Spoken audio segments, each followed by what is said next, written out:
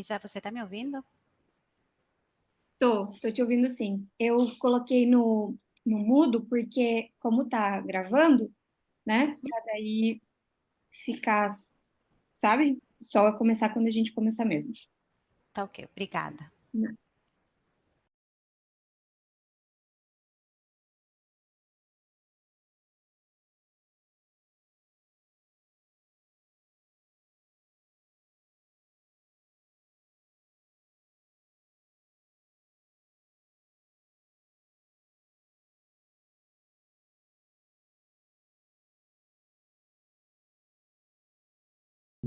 E, e ele faz parte do escritório Amaral. Meu nome é Eric Camps, eu sou um dos cofundadores da empresa Property Buyers by Sonria. Essa empresa já nasceu aqui, já faz 10, 12 anos na Espanha. E é uma empresa que foi fundada na época para, digamos, atingir o outro tipo de segmento de cliente que não seja a imobiliária, né? A gente instaurou uma empresa que a gente representa o investidor, a gente representa o buyer, o comprador. E lá na Espanha a gente já tem franquias no país todo e já foi trazida para o Brasil. Só que no Brasil já faz aqui 18 anos que eu moro, quase 18 anos, né, que eu moro aqui no Brasil. E a gente trouxe um modelo de negócio para o Ceará especificamente e representando o que é o buyer para tipo de produtos que seria o quê? Litoral e produtos de praia. Especialização nossa é compra de produto de terra de litoral, no litoral cearense. Fazemos também toda a parte de regulação fundiária, toda a parte ambiental e todo o acompanhamento do investidor, de zero até o final. Não é só na compra da terra, sino também a questão de quando tem criação de empresa, repatriação de capitais, toda a parte de tributação, todo um acompanhamento para que o investidor ele esteja bem seguro e acompanhado desde o minuto zero. Recalcando que a gente trabalha muito o que é consultoria de prevenção, né? Tudo que a gente tenta sempre, junto com o Dr. Laerte, fazer um trabalho para evitar os problemas na hora do investimento, porque como todo investimento, né, tem que ser considerados, levado em consideração muitos pontos de análise. Então, a gente faz toda essa análise com o cliente, porque o quanto ele quer investir, o que ele quer investir, como ele quer investir, o quantos anos ele pretende ter o retorno para o país dele, nesse caso, na Espanha, né? Então, a gente faz toda essa parte de acompanhamento. E quando eu falei do produto, né, que litoral, vocês perguntam por que essa especialização? Porque, na realidade, também, como eu falei para a Viva, a gente também, se tem um cliente que quer uma fazenda aqui no Ceará, ele quer investir em energias renováveis, tem esse mercado para a gente também atender às necessidades do investidor. Mas, de novo, nossa especialização é litoral. E o litoral, por quê? Porque, principalmente depois da pandemia, e aqui não é só no Brasil nem no Ceará, né? No mundo todo, teve um boom, uma explosão de pessoal querendo fugir da cidade ou ter uma segunda opção como refúgio no caso que tiver outro Covid, né? Outro vírus, ou as pessoas ficaram muito não vou dizer obcecadas não, né? Mas a palavra muito determinadas para ter esse investimento de praia. E depois, durante e depois da pandemia, o boom de investimentos aqui no Ceará explodiu, tanto mercado interno, principalmente paulista, e o mercado externo. Tem muito mercado o quê? Francês, espanhol, suíço, agora tá bastante também tendo rumano, então, e italiano, né? Os mercados aqui sempre do Ceará foram três, que é italiano, português e espanhol. Só que também teve várias mudanças nesse mercado de investidor, de 2000 a 2006 era um público bastante da Europa do Sul, e a partir daí também foi vindo muito cliente da América da Europa do Leste. Então, hoje, temos 6, 7 países aqui no Ceará que são a bandeira de dominação em questão de investimento, né, como país. O mundo do kart também é uma coisa muito interessante, porque o Ceará, a diferença de, inclusive, a outros estados do Nordeste, ele teve um bom acompanhamento de políticas públicas, né, de investimentos, e além disso teve a sorte da natureza, que é a questão de vento. Então, de 2000 também, 2004, 2005, começou aqui a onda do kitesurf. E foi crescendo, crescendo, crescendo, crescendo, e hoje é um dos maiores surf points do mundo, em questão de kitesurf, e do Brasil, sem dúvida, pela questão porque a gente tem aqui 8, 9 meses de evento, sendo que alguns anos, dependendo da chuva, tem até mais. Se você for, inclusive, para outros estados do Brasil, tem 6, 5 meses, você foi para o sul, São Paulo, aí tem kitesurf, mas é muito menos. Então, o Ceará hoje, pela condição geográfica e climática, nós temos uma condição muito, muito boa. E esse tipo vamos dizer, target de cliente trouxe muito investimento em quem? Em setor de hotelaria. Hotelaria, compra de terra, loteamento de terra e venda de terra. Maioria, eu diria que 90% deles é direcionado no mundo da hotelaria. Então, hoje é um cliente muito, muito interessante, com produtos também muito, muito atrativos, né, para investimento, e com umas rentabilidades também boas para o mercado. Hoje, se você puder, eu posso passar aqui slide? Não posso, né? Estou passando aqui. Ah, pronto. Então, hoje aqui eu já falei da gente, né? Hoje, por exemplo, um exemplo de projeto que eu tenho aqui é um exemplo bem básico do que é que a gente faz também, um dos trabalhos que a gente faz, que é a compra de terras de 10 mil, 20 mil metros quadrados, e a gente faz parcela loteia o terreno, faz toda essa parte de legalização. Em questão de legalização aqui, que o pessoal pergunta muito, hoje os imóveis, a maioria dos imóveis no Ceará, do litoral, uma grande maioria, eles ainda não têm matrícula, que a matrícula seria registro de propriedade. E ainda o que é? O contrato de posse.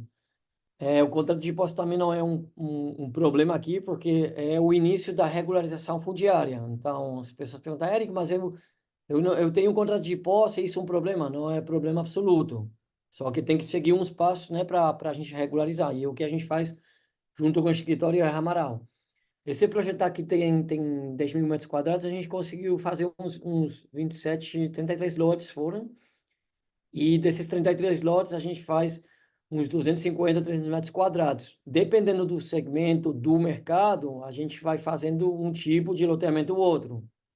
Quanto maior é o lote, normalmente, quanto mais baixo tipo 100, 150 metros quadrados, é um público, um target mais baixo, de poder aquisitivo mais baixo. Já passados os 300, 500, 700 metros quadrados, já o poder aquisitivo o cliente, o target já é um target A. Então, nesse caso, a gente pegou um exemplo, né, de uma cidade que tem no litoral, e a gente está fazendo esse loteamento. Eu falei como exemplo, né, porque tem muitos outros exemplos. O, o, o exemplo que eu falo sempre para as pessoas, né, que é outro caso de sucesso. A gente tem um cliente suíço também, que a gente pegou uma área de 9 hectares. Ele comprou, a gente fez toda a compra, negociou, e a gente fez uma área de hotelaria, regularizou toda a parte de hotelaria, ambiental e tudo, que o ambiental e o junto à SPU, que é o marítimo, né? São as áreas mais complexas e mais demoradas para regularizar. Então, a gente conseguiu fazer toda essa parte de regularização na Ilha do Guajiru, E ele hoje tá vendendo uma parte desse terreno de 9 hectares, está loteando, a gente tá se vendendo, né? E tem já uma área reservada com toda a licença para ele fazer um hotel. Tem uma área mais ou menos de um hotel de 2.000 metros quadrados. Então, um pequeno hotel, né? Não é um grande hotel. A gente vai ter que levar sempre em consideração na parte do hotelaria no Ceará, a parte ambiental, como uma coisa a ser muito bem estudada e muito bem conversada com o investidor, porque é a parte mais crítica. Você quer fazer, Eric, vamos fazer um prédio de 10 andares lá na frente, é complicado, é complexo. São empreendimentos que têm que ser bem estudados para a questão da preservação ambiental, que é uma coisa que a gente também se preocupa muito nessa coisa da preservação ambiental. Então, esses dois exemplos seriam basicamente uns exemplos de como a gente trabalha e qual é o tipo de empreendimento que a gente faz. De novo, Érica, mas eu quero uma fazenda de minério, eu quero isso. A gente pode procurar, tem parcerias para isso também, lógico. E nós temos muitas parcerias boas, como Ceará Invest, como outras parcerias também, que a gente trabalha juntos e consiga esse tipo de produtos, tá certo? É, outra área que também que a gente pesquisa e tem muito de trabalho feito é já hotel construído. Então, temos bastantes hotéis aqui no Ceará, já com rentabilidade muito boa, com EBITDA funcionando, com tudo bem, com os due diligence bem feitos e direitos para apresentar para o investidor. No caso, eu quero comprar um hotel, tenho X de orçamento e eu quero comprar esse hotel para a gente fazer um investimento. Aí, Érica, eu preciso de números, eu preciso do due diligence, eu preciso da documentação. Tudo isso a gente trata do negócio. O nosso trabalho também é quando o negócio a gente não vê uma coisa clara ou tem alguma coisa obscura ou estranha, a gente também, a nossa obrigação no nosso trabalho vamos falar para o investidor. Nós não vamos investir nesse hotel ou nesse terreno por XXX. Aí depois, lógico, fica o risco do investidor, né?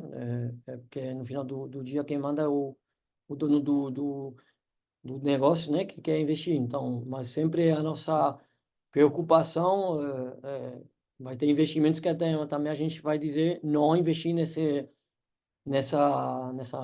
hotel, nesse terreno, e a gente vai dizer o porquê. Falado isso, a gente vai passar na próxima slide, né, que é o mundo do kart, que eu inverti duas slides, estavam ao lado contrário. Então, hoje, por exemplo, aqui no mundo do kart, né, trouxe um 20% de crescimento ao ano. Crescimento o quê? Também durante a pandemia teve, como eu falei, né, muito público de São Paulo, público muito bom como investidor, que está investindo muito aqui no Ceará. E esse público que investia, ele é praticante de kart, tanto do São Paulo como do Ceará, como fora do Brasil.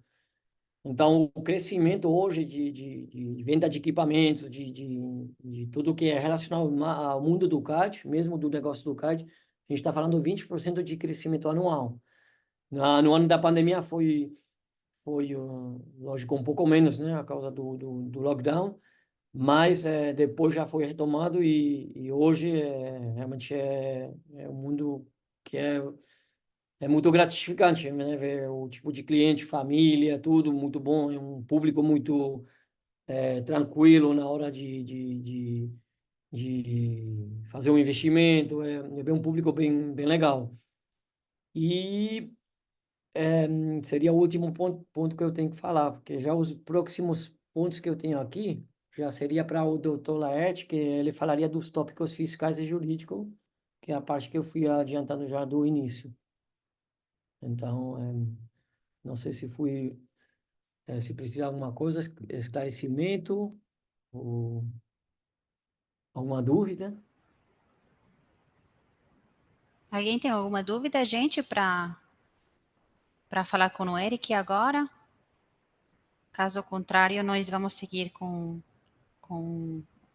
a continuidade da apresentação. Bom, vamos deixar as perguntas para o final, Eric, então. Tá bom, perfeito. Vou passar para o doutor Laerte agora, é a vez dele. Obrigado, viu? Obrigada, obrigada.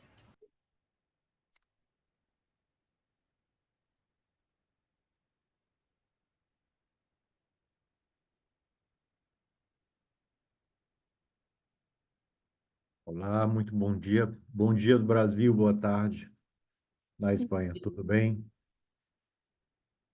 Pessoal, Tudo jóia. Obrigada, Dr. Laerte.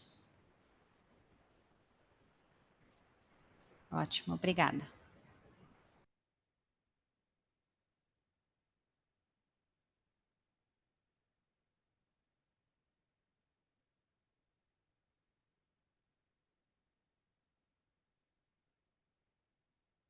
pronto. O Eric, primeiro queria começar agradecendo aí o Eric e a Câmara de Comércio pelo espaço. Conversando um pouquinho com o Eric logo antes aqui da nossa reunião, ele disse que vai ser mais como um bate-papo, uma mesa redonda. E, de fato, o Eric havia separado alguns tópicos que ele obteve a partir de uma apresentação que eu fiz na Federação das Indústrias, né, sobre tributação internacional, que, dado o tema, né, deste encontro, talvez seja uma apresentação um pouco densa do ponto de vista técnico. Eu acho que nós podemos iniciar essa abordagem de uma forma diferente e depois eleger um daqueles pontos para a gente poder tratar aqui, que tem mais relação com o investimento da Catalunha para o Brasil e principalmente no setor de turismo, né, kitesurfing e imobiliário.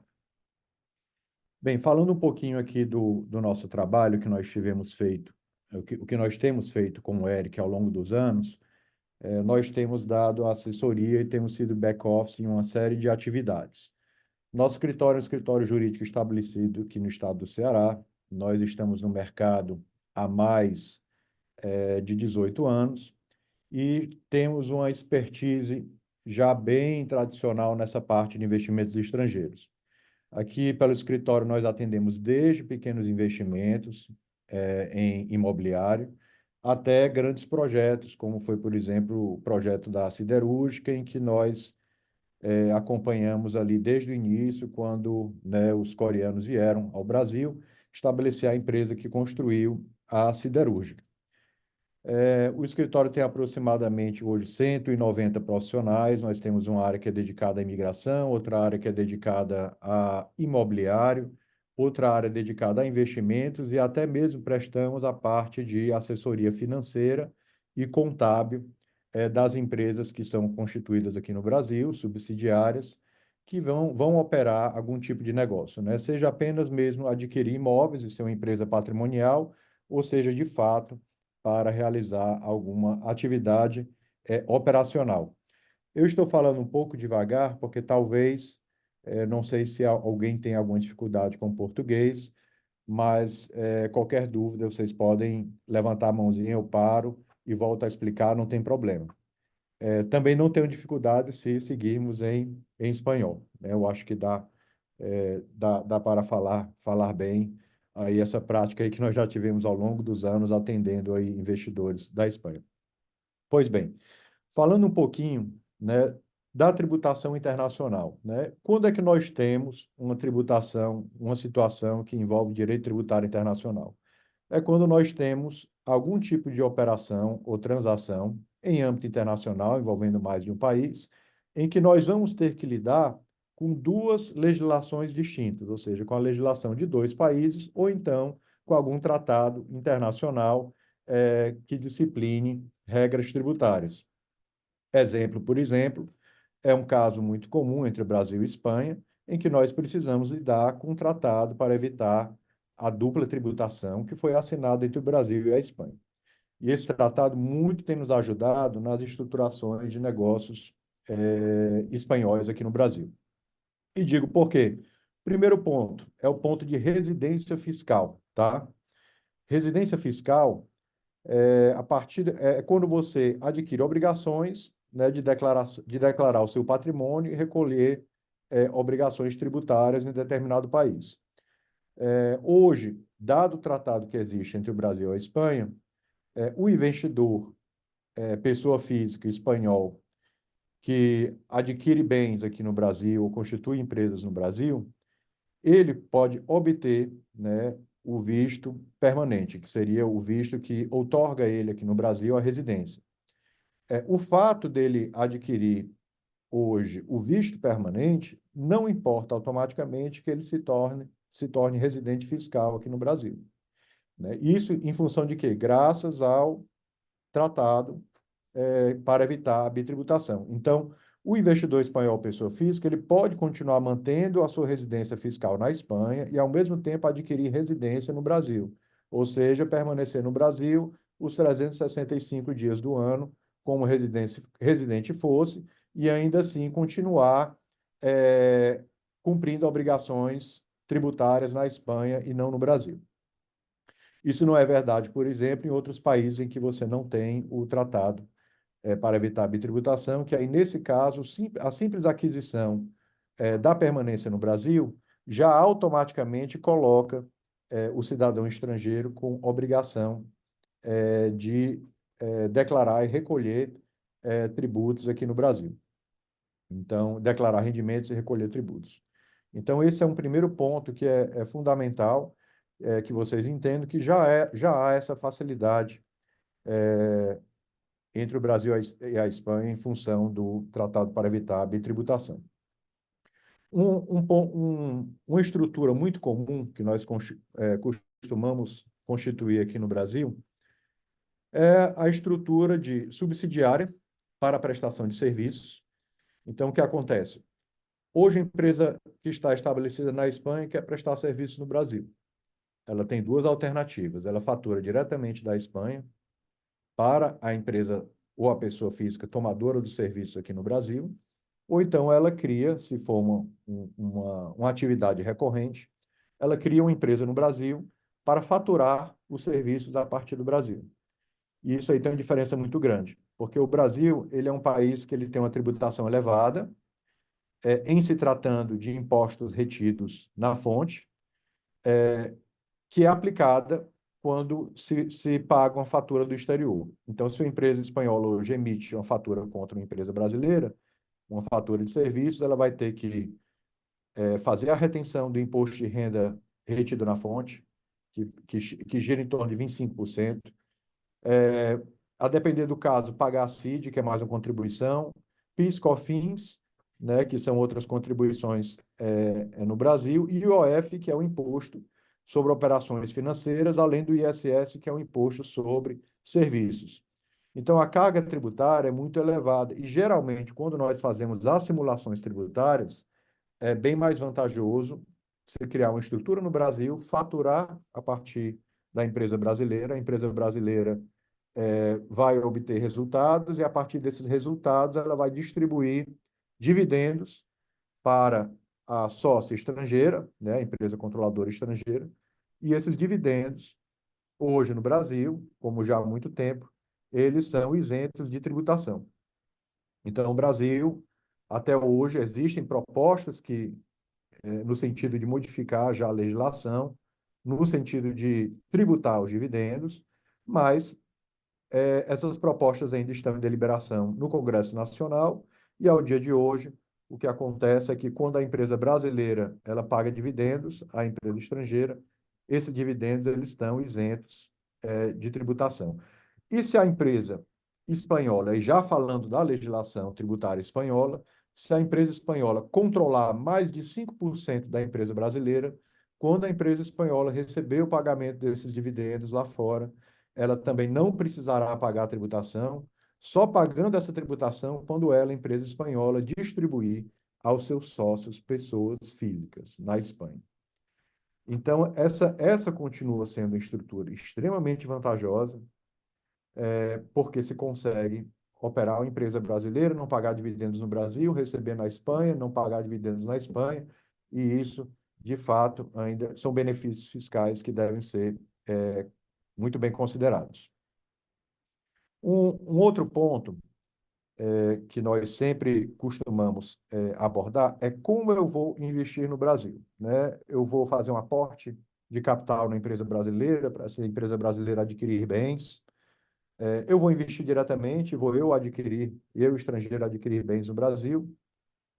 E se for através de uma empresa brasileira, eu vou mandar esses recursos a título de empréstimo, né?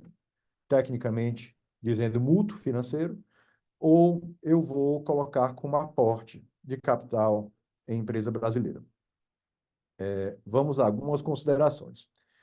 Primeiro, adquirir bens no Brasil diretamente pode ser um problema se você precisar honrar com as obrigações relativas a esses bens. Então, todo ano nós sabemos que nós temos situações de estrangeiros que conseguiram alugar o bem, né, no terreno de praia, hoje em dia conseguiu alugar, o locador desenvolveu uma barraca de praia nesse terreno, e ela recebe os aluguéis diretamente do exterior. Então, quando ela recebe esses aluguéis lá no exterior, a tributação que ela tem, no caso a cliente tem pago, ela é muito alta, em função da própria legislação tributária do país dela, que tributa com alíquota muito pesada as locações imobiliárias.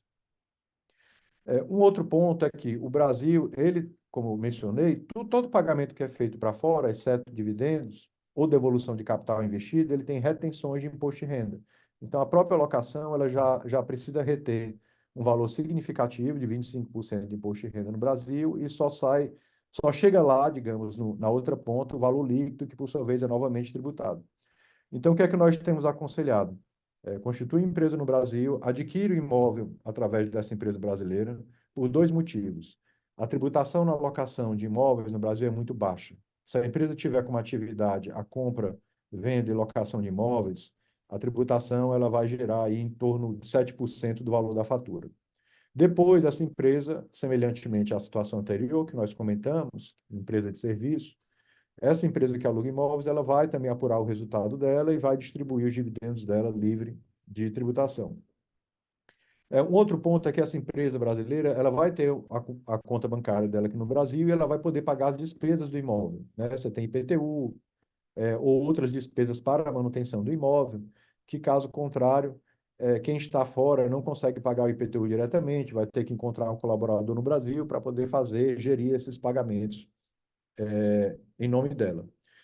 Então, a título de manutenção também é muito vantajoso. E na venda também é bem mais vantajoso, por quê? Porque a pessoa jurídica, ela vende pagando 7% também do valor total da venda do imóvel. E o que acontece? A maioria dos imóveis que se adquire no Brasil, eles acabam passando por uma valorização grande. O Brasil ainda continua num momento de valorização imobiliária significativo, principalmente terrenos de praia. Eu posso citar aqui, por exemplo, o que aconteceu em algumas praias, como o Preá, que o Eric conhece muito bem, o Fortim, que também o Eric conhece muito bem, e que alguns anos atrás os imóveis custavam menos da metade do preço. Hoje em dia, está tendo cada vez mais uma procura por imóveis em primeira linha. Então, esses imóveis, há uma pressão muito grande para a valorização desses imóveis. Na Europa, não se consegue de longe comprar um imóvel próximo à praia pelo valor do metro quadrado que se compra aqui no estado do Ceará, e em praias lindíssimas, que são consideradas as melhores, modéstia à parte, né? As melhores do mundo para a prática do kitesurfing. Então, a tributação na venda também é bem mais interessante do que a tributação de ganho de capital. A tributação de ganho de capital ela vai até 22,5%, enquanto a tributação sobre o ganho, enquanto a tributação na pessoa jurídica, se ela vender como imóvel do estoque dela, da atividade dela, não chega a 7% do valor da fatura. Então, geralmente, nas simulações imobiliárias também sai bem mais vantajoso. E aí, voltando ao assunto, como é que eu vou colocar o dinheiro nessa empresa? Eu coloco como empréstimo, eu coloco como investimento, você pode fazer das duas formas. Sendo que, no caso do empréstimo, há duas facilidades. A gente geralmente costuma calibrar essa relação de capital e empréstimo de uma forma que a empresa tenha um valor de capital mínimo, que seja atrativa para operar com os bancos brasileiros, principalmente, ou fazer qualquer tipo de negócio com fornecedores brasileiros, porque nem banco e nem fornecedor gosta de tratar negócio com a empresa que tem lá, vai dizer que vai construir um hotel, mas tem um capital social de R$ 10.000, né? Não é condizente para o porte da atividade que a empresa exerce. Então, o ideal é calibrar essa relação de dívida e capital, e lembrando que no caso da dívida, há duas facilidades, né? Ou melhor, uma facilidade e uma vantagem.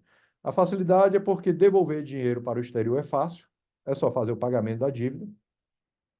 E a vantagem é que hoje um contrato de mútuo com mais de 180 dias, ou seja, um empréstimo de pelo menos 180 dias para a empresa brasileira, ele está completamente isento de tributação. Ele não paga imposto de operações financeiras sobre a operação de câmbio, que converte, no caso, a moeda estrangeira para os reais brasileiros, e tampouco vai pagar o IOF, que é Imposto de Operação Financeira, sobre o contrato de mútuos, né, sobre o contrato de empréstimo. Então, ela está completamente isenta.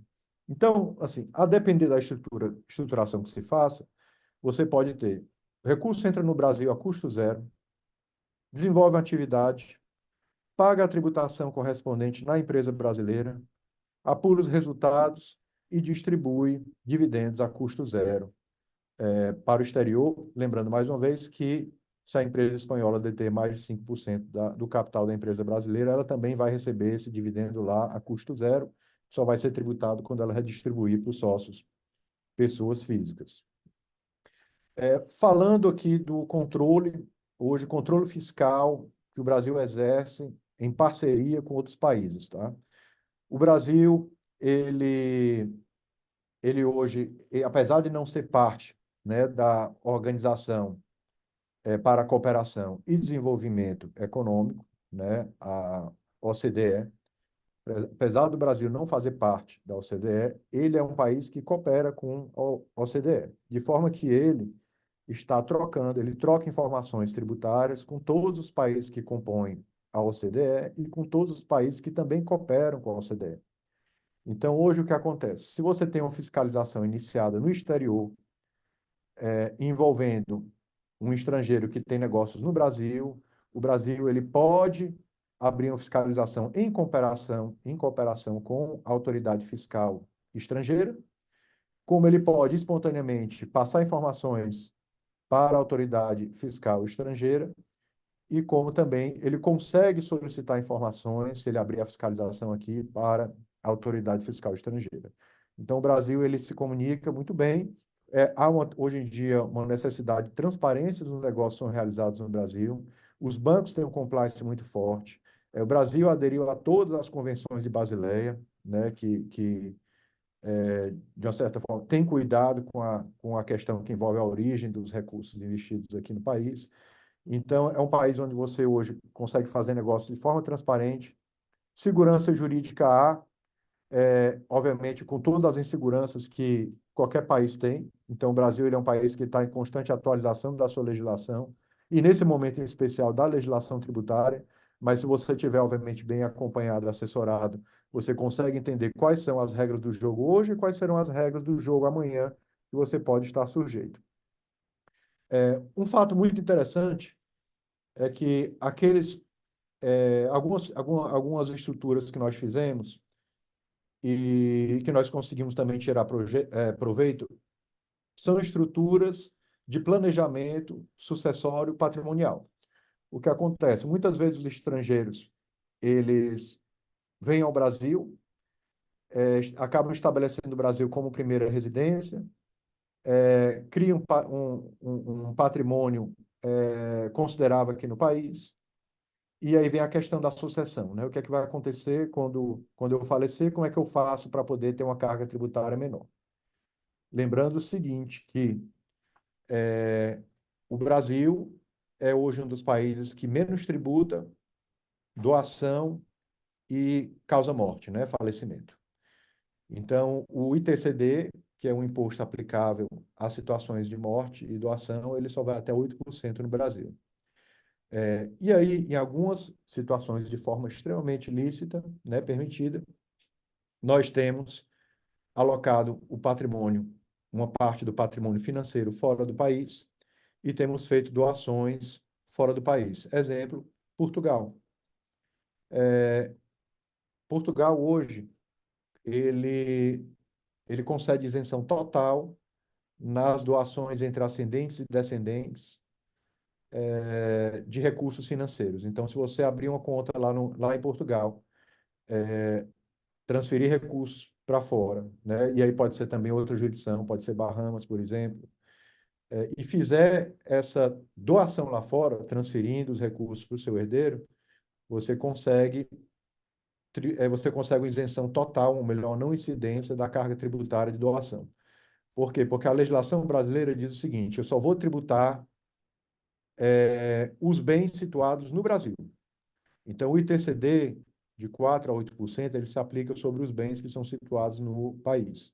Aqueles bens que estão fora do país, eles não são alcançados pela tributação de doação e nem de causa-mortes brasileira, né? De forma que você consegue estruturar doações fora do país para conseguir um resultado fiscal bem mais efetivo, e tudo isso, inclusive, com respaldo do Supremo Tribunal Federal, que, numa decisão recente, né, de alguns anos, falando de 4 anos para cá, decidiu que o alcance do ITCD era apenas em relação aos bens situados no país, tá? Que não poderia tributar lá fora.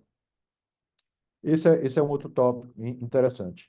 Falando ainda de tributação internacional, deixa eu puxar aqui a apresentação, que é que o Eric tinha preparado para a gente. Ganhos de capital por empresas estrangeiras na alienação de bens. Esse é um tópico interessante. Eu vou até pedir aqui para projetar um slide para vocês conseguirem compreender melhor essa questão que envolve os ganhos de capital. Só um minutinho, por favor.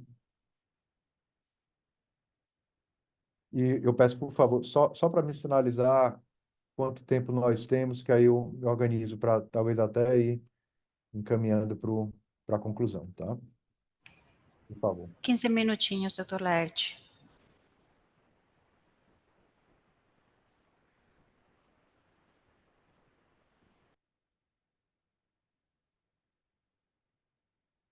Pronto. Conseguem visualizar esse slide? Perfeito. Pronto. Quando você vai falar, eu adquiri bens no Brasil e agora adquiri diretamente e agora eu quero alienar meus bens no país, né? Quanto é que eu vou pagar? Essa pergunta é muito feita. Eu decidi lá atrás não fazer, não criei uma empresa, adquiri imóveis no Brasil e agora, em me desfazendo desse imóvel, qual vai ser a minha carga tributária, né? Então, a primeira pergunta a se fazer é o seguinte: o investidor ele está localizado em país com tributação favorecida? No caso existe uma lista de países que o Brasil considera países de tributação favorecida, que inclui todos os paraísos fiscais, né, em geral, e mais Luxemburgo e até a Suíça. Não é o caso da Espanha, então a nossa resposta será não, e aí nós não pagaremos 25% sobre o ganho do bem vendido no país, mas sim uma escala de 15 a 22,5% do valor do bem, conforme for o ganho, tá? Se o ganho obtido foi 5 milhões, eu vou pagar 15%, até 5 milhões eu vou pagar 15%. Se o ganho foi até 10 milhões, 17,5%, até 30 milhões, 20%, acima de 30 milhões, a carga tributária vai para 22,5%. E aí vem a outra questão. O Brasil possui acordo para evitar bitributação com o país onde está sediado o investidor? Opa, opa. Volta lá. A resposta, sim. No caso da Espanha, sim. Então, no caso da Espanha, se o bem foi adquirido por pessoa física e ele está pagando tributação pela venda desse bem no país, poderá haver a dedução do valor pago aqui no Brasil dos tributos do país de residência ou da sede social, onde se localiza o investidor ou a empresa investidora estrangeira. Nos casos em que não houver o acordo, né, a situação é pior, porque ele pode ser tanto tributado aqui no Brasil, como pode ser tributado novamente pelo ganho de capital quando os recursos chegarem no exterior.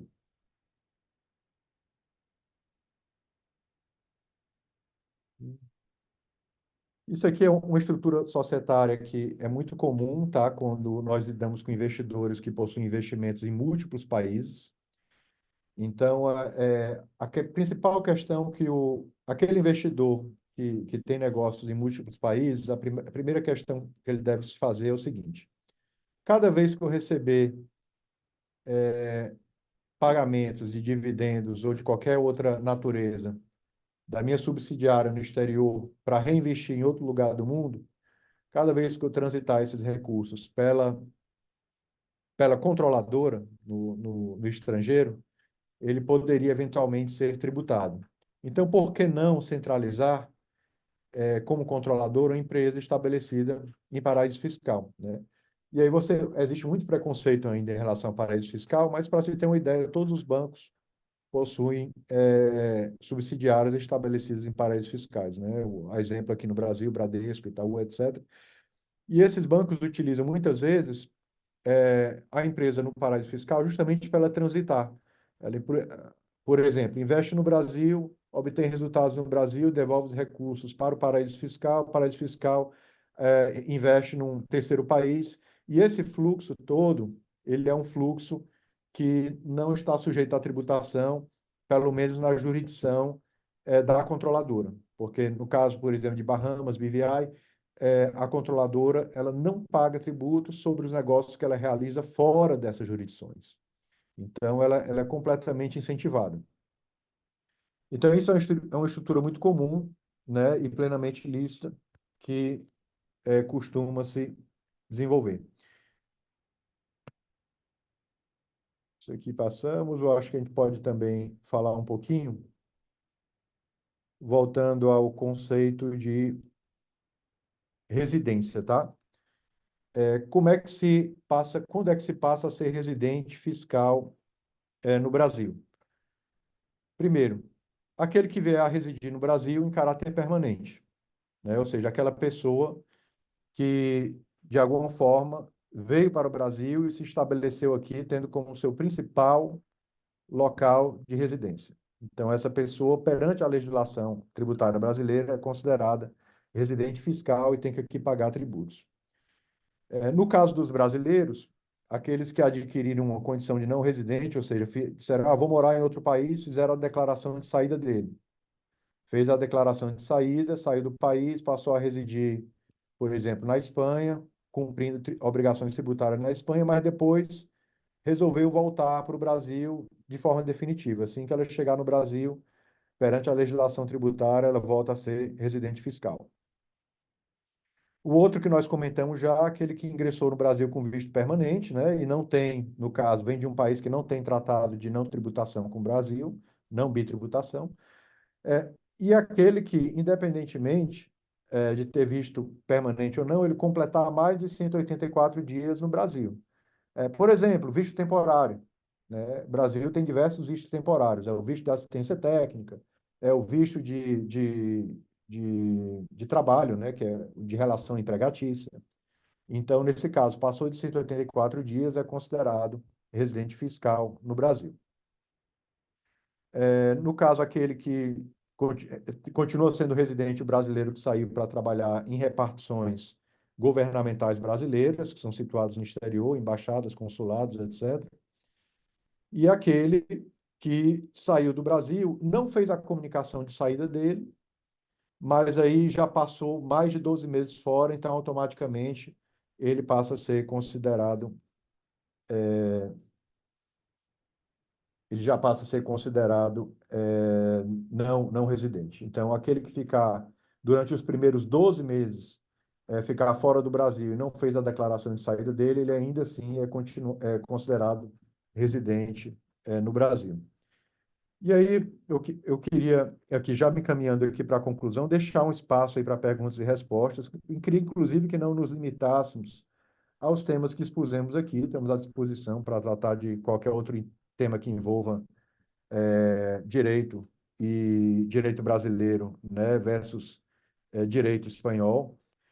E qualquer dúvida relacionada a investimentos, contratos internacionais, importação, exportação, temos aí realmente um portfólio muito grande, até direito ambiental, que o Eric comentou, que a gente tem que ter muito cuidado, de fato, no Brasil. O Brasil tem uma característica que ele não tem 100% do território brasileiro não está zoneado. Na verdade, você vai encontrar zoneamento ambiental pré-determinado nas cidades onde você tem um plano diretor. Fora das cidades, nas zonas rurais, precisa fazer o licenciamento ambiental e muitas vezes entender ali o que é que se pode construir, o que é que se pode fazer naquela área. E em falando de matéria ambiental, nós temos aqui, e aí damos suporte também de back-office para o Eric, uma área que ela é multidisciplinar. Nós temos biólogos, temos engenheiro florestal, temos advogados que estão aqui in-house e eles conseguem fazer o licenciamento 360 graus, né? Ou seja, tudo que disser respeito ao licenciamento ambiental, nós conseguimos fazer. Só, por exemplo, em matéria de energia, nós temos hoje no nosso portfólio mais de 90 usinas licenciadas, né? Usinas solares, de pequeno e de médio porte. Então, estamos aqui à disposição e deixo aberto aí para perguntas e respostas. Agradeço mais uma vez a atenção de vocês. Juntar.